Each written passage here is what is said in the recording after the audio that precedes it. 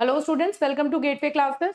तो सीएसआईटी और सीएस की सारी अलाइड ब्रांचेस में जो बच्चे बीटेक थर्ड सेम में अब आए हैं उनके लिए एक सब्जेक्ट आपका स्टार्ट हो रहा है बेटा, डेटा स्ट्रक्चर।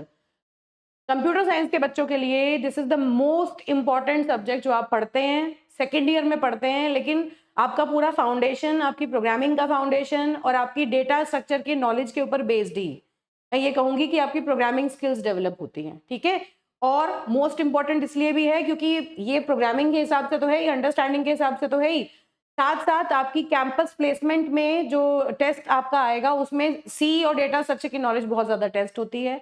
रिटन एग्जाम्स में, इंटरव्यूज में इसके ऊपर सबसे ज्यादा क्वेश्चंस पूछे जाते हैं। तो that way also this subject is very very important. ठीक है, तो आज इसका सिलेबस इंट्रोडक्शन करते हैं। इसमें आपको पता है कि गेटवे क्लासेस में जो थर्ड सेमेस्टर के बैचेस हैं वो 16 जुलाई से आपके ऑलरेडी स्टार्ट हो चुके हैं। तो इसमें हर एक सब्जेक्ट का जो आपको पढ़ाया जाएगा उसके सारे वीडियो लेक्चर्स कवर होंगे। हर लेक्चर में आपको प्रैक्टिस प्रॉब्लम दी जाएंगी जिससे कि जो टॉपिक आप पढ़ रहे हैं उसको मल्टीपल क्वेश्चंस में आप लगा के एटलीस्ट ऐसा थ्रू हो जाए आप कि किसी भी टाइप का क्वेश्चन आपसे पूछा जाए तो you can attempt that question. ठीक है, और उन डीपीपीज के सॉल्यूशंस भी आपको गिवन होंगे। फिर यूनिट वाइज भी और लेक्चर वाइज भी जो भी आप लेक्चर में पढ़ रहे हैं उन टॉपिक्स के ऊपर जो बेस प्रीवियस ईयर में क्वेश्चंस आए हैं वो सारे के सारे मैं अपने लेक्चर्स में प्रीवियस ईयर क्वेश्चन सारे कवर कराऊंगी और साथ साथ एक प्लेस पर आपको मिल भी जाएंगे जिससे कि आपको कहीं और से रिक्वायर्ड नहीं है देखने की, एक पोर्टल पर आपको सब चीज अवेलेबल होगी।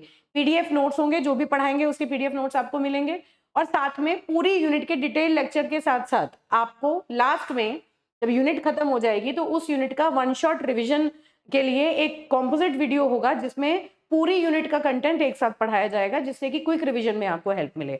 और साथ में इन सब चीजों के साथ साथ ये पहले भी आपको प्रोवाइड की जा रही थी, एक चीज हम लोग और स्टार्ट कर रहे हैं कि क्या कि जैसे डेटा स्ट्रक्चर की मैं बात कर रही हूँ, डेटा स्ट्रक्चर एक बहुत इंपॉर्टेंट सब्जेक्ट है। जो बच्चे गेट की तैयारी करेंगे उसमें भी ये बहुत इंपॉर्टेंट होगा, इंटरव्यू के लिए, प्लेसमेंट के लिए, है ना। आपकी सबसे पहले डेटा स्ट्रक्चर की नॉलेज टेस्ट की जाएगी।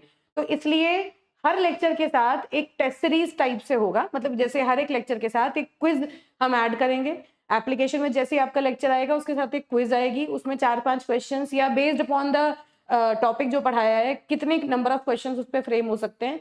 तो वो हार्डली आपको 10 मिनट्स लगेंगे। आप लेक्चर देखने के बाद वो क्विज अटेम्प्ट करेंगे तो आपकी जो नॉलेज होगी, एक तो वो टेस्ट होगी कि आपने कैसा पढ़ा है और साथ में आपको ये समझ में भी आएगा कि इसके ऊपर बेस्ड क्या क्या क्वेश्चंस आ सकते हैं। ठीक है, तो यहाँ पर हम साथ में एक टेस्ट सीरीज की फॉर्म में, जिसको हम टेस्ट सीरीज बोल रहे हैं, उसमें हम एक ऑब्जेक्टिव क्वेश्चंस की क्विज जो होगी वो पर लेक्चर ऐड करेंगे जिसे आप लोग अटेम्प्ट करेंगे तो आप अपने जो आपने पढ़ा है उसको आप टेस्ट कर सकते हैं कि आप कितना उसको समझ पाए हैं। ठीक है बेटा, और ये क्विज जो होगी ये आपको हेल्प करेगी आगे जो कॉम्पिटिटिव एग्जाम में अगर कोई बच्चे अपीयर हो रहे हैं या फिर इंटरव्यू के लिए, वहां पर ये क्विज आपके लिए बेनिफिशियल होंगी।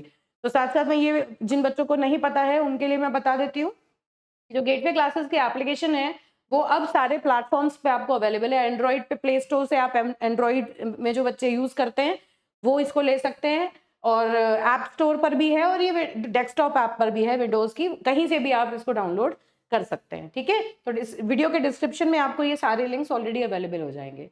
तो डेटा स्ट्रक्चर पढ़ने से पहले इसकी यूनिट वाइज, जैसे हमें पता है कि एकेटीयू में जब भी हम कोई सब्जेक्ट पढ़ते हैं तो सारे सब्जेक्ट 5 यूनिट्स में हमारे यूजुअली डिवाइड होते हैं, है ना।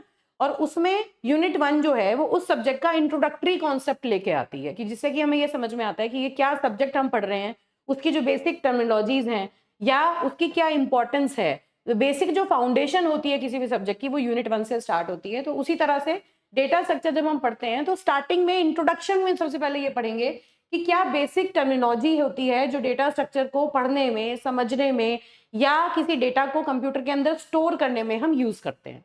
एलिमेंट्री डेटा ऑर्गेनाइजेशन की बात करेंगे, मतलब यूजुअली अगर हम हाई लेवल डेटा स्ट्रक्चर्स नहीं पढ़ते तो किस किस तरह की ऑर्गेनाइजेशन टेक्निक्स हम यूज करते हैं, किस तरह से उस डेटा को हम स्टोर करते हैं, एक्सेस करते हैं, बेसिक टर्मिनोलॉजीज जो होती हैं डेटा ऑर्गेनाइजेशन की वो यहाँ पर डिस्कस करेंगे। उसके बाद इनबिल्ट डेटा टाइप्स जो आपने ऑलरेडी सी में पढ़ रखे हैं जैसे इंट, फ्लोट, कैर, उन सबका मिनिमल डिस्कशन होगा, वो यहाँ पर मेंशन्ड है। फिर हम आ जाएंगे एल्गोरिथम क्या होता है, किसी भी एल्गोरिथम की एफिशिएंसी हम कैसे पता चलाते हैं, मतलब हम कैसे कहेंगे कि एल्गोरिथम एफिशिएंट है, तो उसका एनालिसिस करना हम डेटा स्ट्रक्चर में सीखेंगे कि हमें कोई अगर कोड दिया है या छोटा सा कोई एल्गोरिथम दिया है तो हम ये देख पाए कि ये एक एफिशिएंट एल्गोरिथम होगा या नहीं होगा, मतलब उसको एनालाइज कर पाए भाई एफिशिएंट एल्गोरिथम कौन सा होता है, जो कम टाइम ले, जब आप उसको इम्प्लीमेंट करें किसी प्रोग्रामिंग लैंग्वेज में, किसी डेटा स्ट्रक्चर के ऊपर बेस्ड, तो वो जो एल्गोरिथम है वो आउटपुट देने में मिनिमम अमाउंट ऑफ टाइम ले और मिनिमम अमाउंट ऑफ रिसोर्सेज वो यूज करे, मतलब सीपीयू का कम टाइम यूज कंज्यूम करे, वो कम मेमोरी ले, है ना, तो वो एल्गोरिथम एफिशिएंट माना जाता है जो कम रिसोर्सेज ले और जल्दी आउटपुट दे, है ना, और करेक्ट आउटपुट दे। तो इस चीज को पढ़ने के लिए हम एल्गोरिथम्स का एनालिसिस पढ़ेंगे, और वो एनालिसिस किस चीज के ऊपर बेस्ड होगा, टाइम और स्पेस कॉम्प्लेक्सिटी के ऊपर बेस्ड होगा, कि जो एक एल्गोरिथम है वो कितना टाइम ले रहा है, और जब हम उस एल्गोरिथम को इंप्लीमेंट करते हैं तो वो कितनी कंप्यूटर मेमोरी ऑक्यूपाई कर रहा है। इन चीजों के ऊपर बेस्ड एल्गोरिथम का एनालिसिस है, ये बहुत इंपॉर्टेंट टॉपिक है। हालांकि इसी का एक्सटेंडेड वर्जन आप डा में पढ़ते हैं, जो कि आप थर्ड ईयर में पढ़ेंगे, लेकिन यहाँ से आपकी अंडरस्टैंडिंग अगर अच्छी बनेगी तो वहां भी आपको हेल्प मिलेगी। ठीक है, फिर पढ़ते हैं एसिम्प्टोटिक नोटेशन, जो कि किसी भी एल्गोरिथम की कॉम्प्लेक्सिटी एनालिसिस के लिए पढ़ी जाती है। नियर बाय सॉल्यूशंस निकालने के लिए एसिम्प्टोटिक नोटेशंस पूछी जाती हैं, एग्जाम में भी इंपॉर्टेंट है, एग्जाम में भी आती हैं ये। 3 टाइप की एसिम्प्टोटिक नोटेशंस हैं जिनके बारे में हम पढ़ेंगे। फिर टाइम स्पेस ट्रेड ऑफ के बारे में बात करेंगे। इसका ट्रेड ऑफ का मतलब क्या होता है कि कई एक बार अगर आप एक चीज को कम कर रहे हैं तो दूसरी चीज ऑटोमेटिकली इंक्रीज हो जाती है। जैसे हम टाइम और स्पेस कॉम्प्लेक्सिटी की बात करते हैं, तो हम कोई ऐसा मेजर लगाएं कि टाइम कॉम्प्लेक्सिटी कम हो, तो वो जो सॉल्यूशन होता है वो स्पेस कॉम्प्लेक्सिटी बढ़ा देता है। तो इस चीज को अंडरस्टैंड करने के लिए हम जब कोई पर्टिकुलर डेटा स्ट्रक्चर चूज करते हैं अपने प्रोग्राम के लिए इम्प्लीमेंटेशन के टाइम पर, तो हमें ये देखना होता है कि हमारे लिए क्या चीज क्रूशियल है, उस चीज को ध्यान में रखते हुए हम एल्गोरिथम को डिजाइन करते हैं। ठीक है, ये चीज पढ़ेंगे। उसके बाद एक इंपॉर्टेंट टॉपिक है एब्स्ट्रैक्ट डेटा टाइप, इसके ऊपर क्वेश्चंस आते हैं, ये यहाँ डिस्कस करेंगे। तो ये तो बेसिक टर्मिनोलॉजी हो गई, जिससे कि आपको ये समझ में आएगा कि डेटा स्ट्रक्चर यूज करके किस तरह से हम आगे प्रोसीड करते हैं। ठीक है, उसके बाद फिर हम इंडिविजुअल डेटा स्ट्रक्चर्स पढ़ना स्टार्ट करेंगे। डिस्कशन हमारा एरे से स्टार्ट होगा। फर्स्ट ईयर में आपने सी प्रोग्रामिंग पढ़ी है, वहां हमने एरे का इंट्रोडक्शन ऑलरेडी पढ़ रखा है, थोड़ा थोड़ा एरे क्या होता है। यहाँ पर अपनी उस अंडरस्टैंडिंग को थोड़ा सा हम एक्सपैंड करेंगे, कंप्यूटर की मेमोरी में एरेज किस तरह इंप्लीमेंट होते हैं, कैसे एक्सेस किए जाते हैं, उन पे क्या क्या ऑपरेशंस परफॉर्म होते हैं, उनको डिटेल में पढ़ेंगे। ठीक है, तो एरे की definition, single dimensional array, multi dimensional arrays, ये सब पढ़ेंगे। उसके बाद एरेज को मेमोरी में कैसे रिप्रेजेंट करते हैं, रो मेजर और कॉलम मेजर ऑर्डर के ऊपर डिटेल डिस्क्रिप्शन होगा। उसके बाद रो मेजर कॉलम मेजर दोनों में 1 dimensional array, 2 dimensional array, 3 dimensional array, इनमें किसी एक पर्टिकुलर एलिमेंट का अगर आपको एड्रेस कैलकुलेट करना है तो उसके ऊपर बेस्ड इंडेक्स कैलकुलेशन फॉर्मूलाज हैं, जो बहुत बहुत इंपॉर्टेंट है। इनके ऊपर क्वेश्चंस बहुत ज्यादा एग्जाम में पूछे जाते हैं, ये डिस्कस करेंगे। एरे की क्या एप्लीकेशंस होती हैं, एंड देन स्पार्स मैट्रिसेस क्या होती हैं और वो कैसे रिप्रेजेंट होती हैं। तो एरे के अंदर इतना कंटेंट आपका यूनिट 1 में कवर हो जाएगा। यूनिट 1 का सिलेबस कंपैरेटिवली ज्यादा है बाकी यूनिट्स के कंपैरिजन में।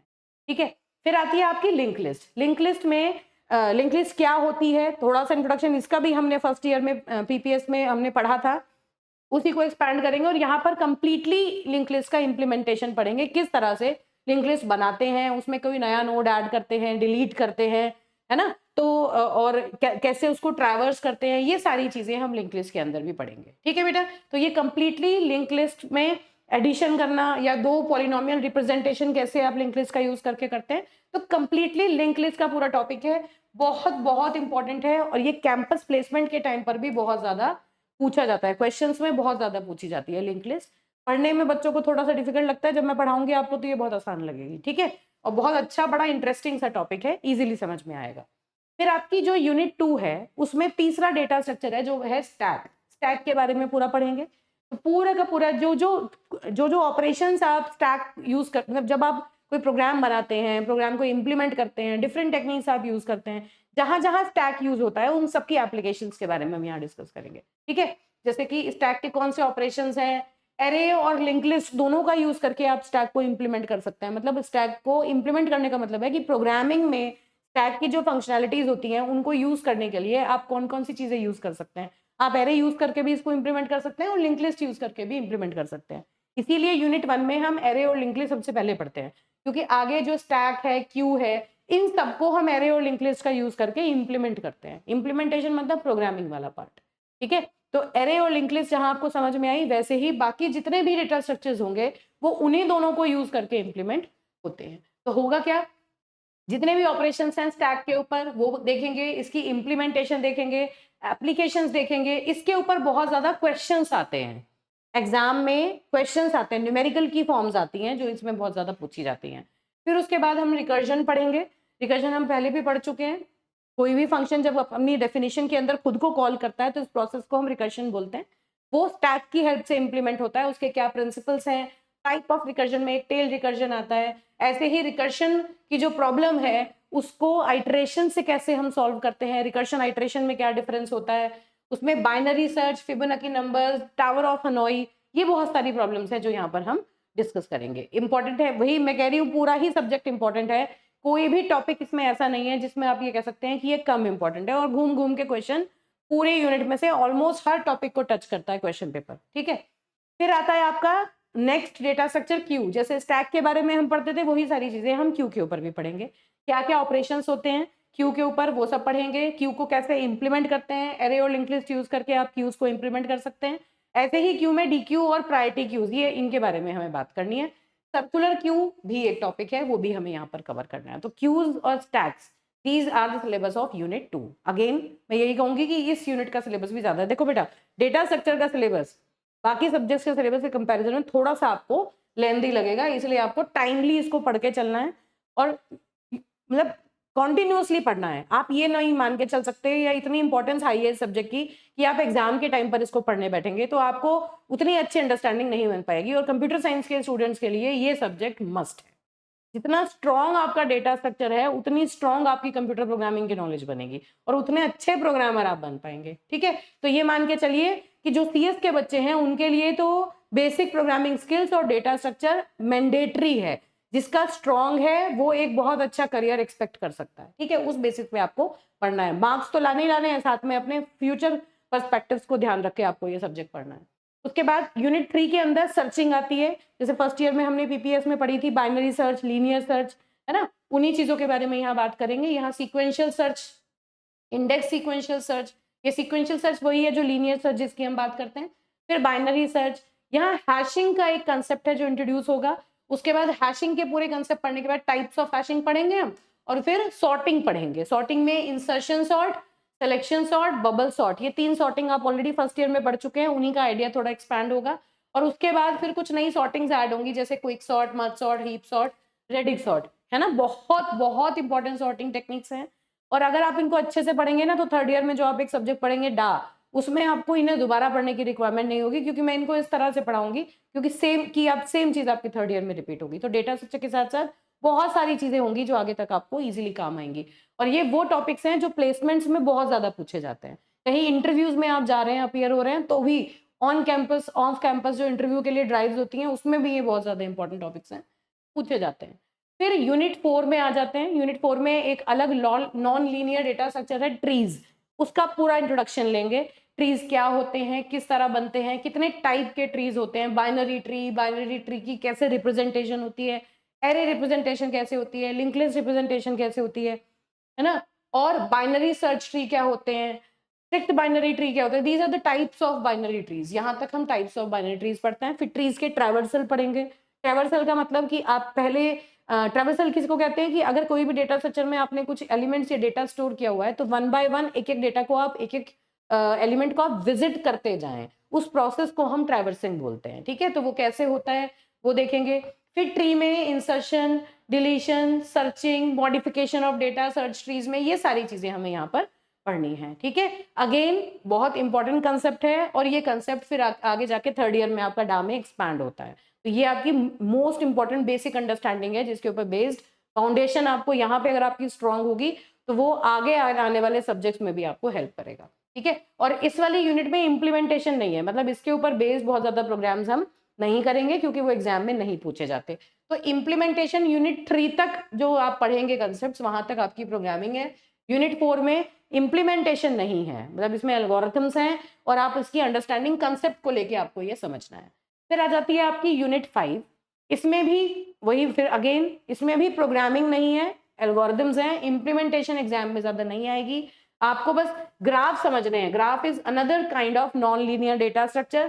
क्या होते हैं, किस तरह से रिप्रेजेंट होते हैं, है ना, क्या क्या ऑपरेशंस आप इनके ऊपर कर सकते हैं, किस काम आते हैं। फिर उसके बाद स्पैनिंग ट्रीज पढ़ेंगे हम। स्पैनिंग ट्रीज के अंदर स्पैनिंग ट्री क्या होता है अभी बाद में मतलब ऐसा एक ग्राफ जिसमें कोई लूप ना हो, मतलब कहीं कोई साइकिल ना आ रहा हो, और जितने भी एक पर्टिकुलर नोड से हर एक नोड तक हम विजिट कर पाए, तो दैट इज स्पैनिंग ट्री। अब मिनिमम कॉस्ट स्पैनिंग ट्रीज क्या होते हैं? ऐसे स्पैनिंग ट्रीज जिसमें टोटल कॉस्ट जो होती है वो मिनिमम होती है, तो उसके लिए प्रिम्स और क्रुस्कल्स एल्गोरिथम में बहुत बहुत इंपॉर्टेंट है।